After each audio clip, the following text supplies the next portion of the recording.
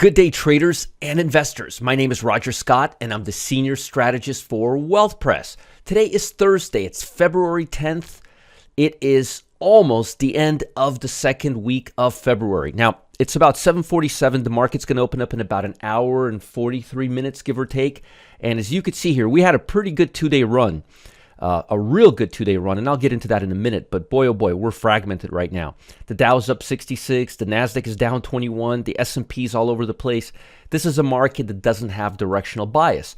One of the reasons why I am hypothesizing that it doesn't have directional bias is because in about, let's see here, in about 43 minutes, we're going to have the CPI report come out. This is the Consumer's Price Index, and it's going to give us a good indication of how the current inflationary pressure is impacting consumer prices. Now, I'll go into the ramifications of it in a second because it's one of the highlights of my news segment that I'll do next. I don't want to repeat myself twice. But here is the expectation. 7.3% on a year. Remember these numbers, they're important. And on a monthly basis, 0.5%. Now, if the number is higher than 7.3, it's probably going to cause the market to go down. Because then it's telling us that we do have a huge inflation and the Fed does have to take action like faster. If the number, get this, if the number's 7, 6.8, 6.9, the Fed has a way out. The Fed can say, well, inflation is not as hot and we can push back. The aggressive, the bond buying program can continue for a little while. So the lower the number, the better, actually. And again, we're looking at a month change and a year change. The month change is not that big of a significance because it's a month. But year over year, 7.3 is the target. Now let's talk about news, and I'll talk about that right here before we get any further. Investors are waiting the release of the U.S. Labor Department inflation report. That's what we just discussed. Economists are forecasting that consumer prices rose 7.3%, a 4-decade high. But here's the crux of it. And this is why I like to interpret the news, because sometimes they'll be right on the dot, and sometimes they'll focus on something really, really important. Unexpectedly small rise in prices Thursday's data release could signal inflation easing and could support markets. See, lower number can support the markets, though a bigger increase would weigh on the stocks since it would up pressure on the U.S. Federal Reserve to move more quickly to raise rates to fight inflation. So again, this is a huge, huge report today in terms of which direction the Fed may go to. So you got to keep your eye on the bond market, which I'll get into in a minute. Outside of this report, Japan extended their COVID restrictions till March 6th. The restrictions mostly require restaurants and bars to close early, and it's going to end on Sunday. This Omicron is fizzling out much as we expected, thank God. Although more than 80% of the Japanese population received their shots, only 7% received their boosters, and it seems to be that this Omicron, I'm no doctor, but it seems like this Omicron reacts to people more who have not received their boosters. Now, Russia has a massive 100,000 troops near Ukraine border, prompting protests from U.S., Europe, and other villas. The French president is on a mission to talk to Putin to stop this. God bless you. It ain't going to do you any good, but good luck with that. And again, as I mentioned, investors are waiting for the big report. This is the report.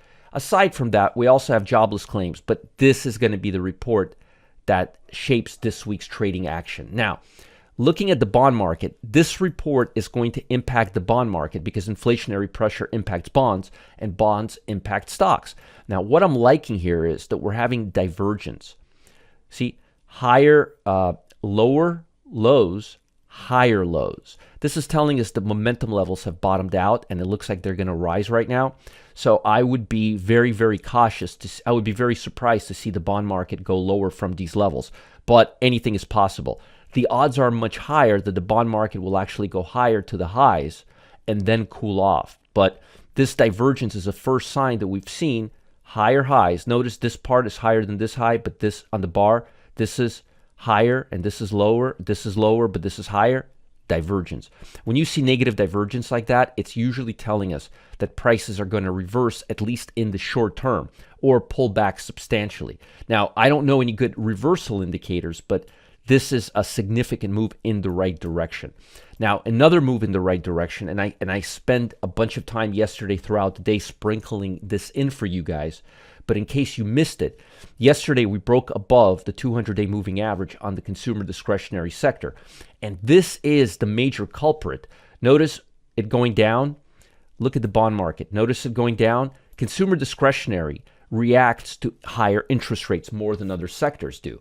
Because, consumers, 2/3 of the economy, higher interest rates, more expensive to borrow money, and so forth and so forth. So the fact that it's breaking above the 200-day moving average is very, very positive. Now, this is one of my weakest sectors, as you'll see right here. If I can get it to work, let me just show you here. Consumer discretionary is all the way down here. So if we can get, and it used to be all the way up here, so if we can get the consumer discretionary stocks to hit the 50-day moving average, or at least continue this rally, it'll be a very, very bullish sign. Another bullish sign yesterday, and very, very bullish sign, is the fact that the Dow Jones finally, for the second day in a row, bypassed the 50-day moving average and our levels. I had to move the levels down a little bit to bring it back to this, but it actually makes it more visible, and it happens to be true. Now, this is yesterday, this is today. I'd love to see us trade higher. If we can trade higher on the Dow today, we would be in pretty darn good shape. So I'm liking what I'm seeing on the consumer discretionary sector, and I'm liking what I'm seeing on the Dow as well. Volatility looks like it's kind of hovering, but it doesn't look like it's going too much higher. It looks like it's kind of just trickling around here. So if volatility goes down, it's also a positive sign. But the biggest factor is going to be this report that's coming out in about 37 minutes. And you'll probably end up watching this video after this report. But remember, anything below 7.3 is positive. The lower the better for the market in the short term and in the long term. And anything higher is negative for the market. Keep your eye on the indices. And if the number's lower, these indices here should turn positive. And we should see more upside from the Dow, which is already above the 50-day moving average, which is a very, very positive sign, and consumer discretionary. Keep your eye on those two sectors today. These are the biggest two factors. If we can continue seeing a rally in consumer discretionary and the Dow Jones, there's a very, very, very, very high chance we'll go higher. But that's a big if we see a higher high. I'd love to see this price continue bulking higher. That would be very, very, very, very positive. Now, since today is Thursday, and what do I do Thursday? I'm a man of my word. I always give you the #1 ETF, right? And an option. I'm still stuck with the Dow. I like the Dow. I'm still bullish on the Dow. Let's do some options on the Dow. Matter of fact, I may make this a bonus trade later in my programs. We'll see how it goes today. I already have it in one of my programs. Oh, let's see here. Here we go. Perfect. 127 days. We can even go a little. Nah, I don't want to go 63 days. I'd rather go 127 days. I don't want to have too much decline in value. And they're not that expensive. The 360s at $12. Here's what you do.